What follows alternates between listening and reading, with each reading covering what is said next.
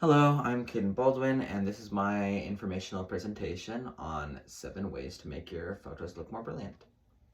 So my first way to make them look more brilliant is I like to figure out what camera I'm going to use. I tend to switch mostly between a DSLR, a Polaroid camera, or my phone camera.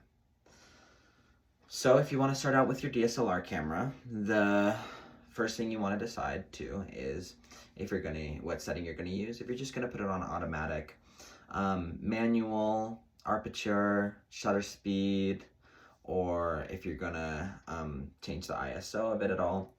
I find that I tend to like to put it on aperture because I like to take portrait photographs. But if you're taking landscape photos, then I would recommend using the shutter speed priority mode because it is able to take in all of the scenery, the landscape, and everything in just a flash of a second. Aperture mode is really nice because you can adjust how much light is going into your photograph, and it can also decide how much depth of field you have. Depth of field is really important because it can help you see, adjust whether you want the background to be blurred a ton or if you just want it to be blurred a little so it can focus on the front ground of the picture, or if you don't want it blurred at all so that you can get the full range of the photograph. On Polaroid cameras and film cameras, what people like to do nowadays is they tend to like to destroy the film a bit. Not like burn it, but they tend to put it in like liquids and into lots of different like liquids and solids and all other sorts to alter the film so that it looks a lot older. Some people will put it in water, sometimes they'll put green dye in the water so it can stain the film. There's a whole variety of ways that you can adjust the film to make it look the way you want. There's also, on Polaroid cameras, you can get a specific kind of Polaroid filter so that when you take the picture, then it will come out in either like black and white or whatever filter you want it to be on. They also tend to take really good photos. If you have like a high quality one, I prefer the Polaroid cameras by Polaroid because they take high quality photos and I like how square they are. If you're taking a photo with your phone, what I like to do is I like to adjust the picture before I actually take the photo. Oftentimes you can adjust the filter you have on it. My filters that I like to use, I like to have a lot of color in the frame, and I like to be able to have a lot of contrast. So I like it to be bright, I like it to be warm, and I like to be able to see like the little details in what I'm taking photographs of. So I tend to like to do that first.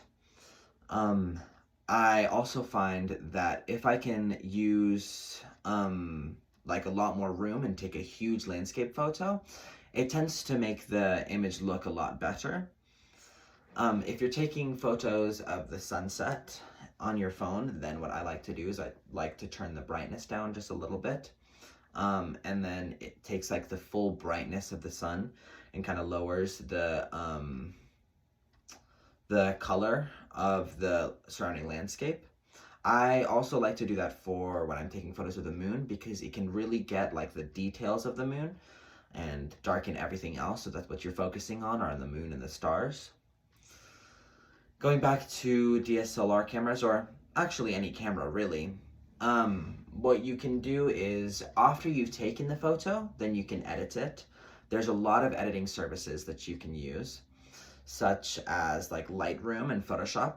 They're very good for taking like redness out of eyes if you have an issue with that when you're taking photos, for taking out any pieces that you didn't want to see in your photo, for adjusting the filters, for making the photo look just as perfect as you want it to. I really enjoy using Lightroom and Photoshop and other services to be able to adjust my photos so that when I'm using them for like profile pictures or when I'm using them to send to people after events, then I can make them look perfect. You can whiten people's teeth, you can adjust their like head, and you can just make them look perfect. Another thing that you can do after you've taken the photo is that you can adjust the rotation of the photo, so you can make sure that like everyone's facing the correct way, that you're getting everything in the photo you want. One thing that I would recommend when you're taking photos, before you actually take the photo though, is you should fill the frame. Filling the frame is crucial because you can put focus on the background a bit more. And sometimes the amount of noise that you put in the background can actually focus your attention on the foreground. What lots of people tend to do when they're taking portrait pictures is they tend to like to crowd the background with flowers, plants, objects, anything that they can find, and make the background just a little more busy, because when they raise the aperture, or when they use portrait mode, whatever you're doing to focus in on someone's face or on the foreground, then it tends to make you want to focus into the face, not just because the background's blurred, but because there's so much noise in the background that it just seems like the noise is pointing towards the middle, where everything's like in focus and everything looks neat and tidy. Another thing that you can do is you can use the rule of thirds, so you can make sure you're taking perfect photos. People tend to use this when they're wanting to frame a photo really well.